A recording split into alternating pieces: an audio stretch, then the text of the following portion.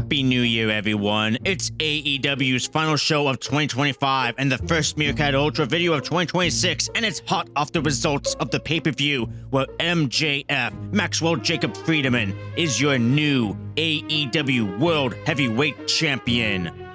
So let's talk MJF again. MJF. Oh, who fucking cares? Never mind. Shut up. It's King Omega. We love Omega. We're once again Kim Min-hee. There you are. Sit down in the movie theater. We're watching cinema, Kim Min-hee. Sit down. Kenny Omega has declared his intention to be World Heavyweight Champion one last time, but doesn't give us a clear date on when this is happening. And I tell you, I'm so shit for that. And oh, look at the entrance of the Cowboy Man. I'm happy. I'm feeling glad I got sunshine. And here's the Swerve Man, and they're super pissed and angry, so MJF runs away, and you know the story already. So the super sexy, super alcoholic, super pissed off, and very angry Cowboy Man beats up the security team and does some Cirque du Soleil with his tag team bestie Swervy. Oh, look at them be all cute. And he does this, people, he does this in Wranglers. Windmill, windmill for the land, turn forever hand in hand. Oh, Joe is pissed off. Oh my god, someone sound the alarm. Oh my god, the earth can spin again. Joe is pissed off. Oh my god. And Hook is looking even more like an entourage member of Timothy Chalamet's rap game like. My life is an opera. Look at the Oscars, look at the groupies, look at the movies, look at the AAA girl don't choose me. Look at my. And here's Tony Storm teaming with Orange Cassidy like. Hello, citrus boy. Hey. But oh, it's Mina Shirakawa, who is super jealous that Tony will make Tang with the Orange Man. Besides, you know he's not my type. He's barely awake. Watch yourself. You know, tonight, we have a date with a fig on Peach Street. And then Tony like. And now, a word from Roddy Strong. Renee! Orange Cassidy, Roderick Strong, and Tony Storm are facing the Death Riders, and some PA had to put those LED strips in the hallway just so Baldy McSwiss man here can have some aura just sitting there waiting for his team. If this match accomplished one major thing, is that intergender wrestling is a perfectly fine form of pro wrestling. I watch and cover a lot of Joshi and Japanese wrestling, and this is absolutely the norm. Nobody cares, people. But now, let's hear Tony Schiavone's inner thoughts about Claudio Castagnoli. Just too much, man. Tony and the Orange Man are indeed making Tang.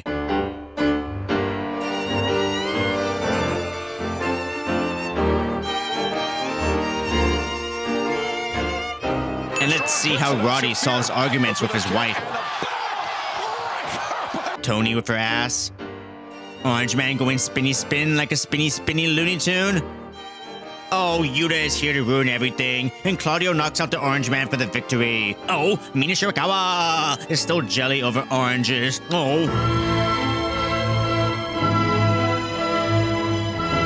Here's Bandito, the Ring of Honor World Heavyweight Champion, facing against a beast that was tamed by a Mercedes named Mortos. And all I can think of is this Invader Zim episode. Yes, I am Mortos, the Soul Stealer! Brody King is out to go. Woof. Ruff. Ruff. And then murders Lee. And oh, it's the Dark Man. I wonder if he'll bring up the time he climbed Mount Everest. Early this year, I stood on top of the world Mount Everest. Gee, Josh Alexander is here, and DC whispers in his ear like he's Bill Murray in Lost in Translation. What do you think he whispered to her? I bet it was just right. And here's Moxley, the new Continental Champion after winning the Continental Classic, thus making a new title to defend along with the International, National, and TBS Championships. Now, I could talk about this match, or I can tell you about the video game I'm currently playing. Fantasian is a JRPG by Final Fantasy creator Hironobu Sakaguchi, and a throwback to classic turn-based Final Fantasies. The backgrounds were handcrafted and scanned into the game, and they look gorgeous. They have texture and color. The combat is focused on dealing with mobs and using positioning to strike multiple targets, and it can be quite challenging, with the game using a mechanic to store random battles until it overflows, and you deal with all of them at once. This leads to constant usage of your party members and strategizing what moves to use, and a single tactical mishap can cost you against a boss. It's very cozy to play, and it absolutely scratches the itch I've had towards old school turn-based RPGs. However, the story is basic and I'm not enjoying the exposition or the way the game deals with hard difficulty, but Nobuo Uematsu does the score, people. Listen.